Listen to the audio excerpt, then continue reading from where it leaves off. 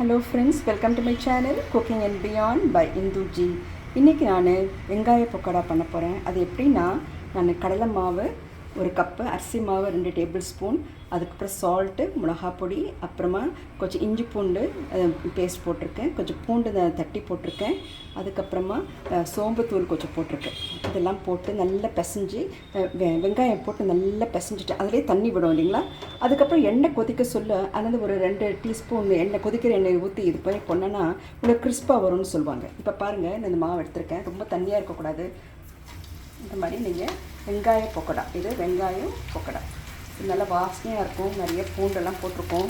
இது வந்து சின்ன கடாயில் நான் ஏன் எடுத்திருக்கேன்னா, எண்ணெய் ரொம்ப இது காசு எண்ணெய் திருப்பி நம்ம யூஸ் பண்ண முடியாது, அதனால் நான் சின்ன கடாயில் எடுத்திருக்கேன்.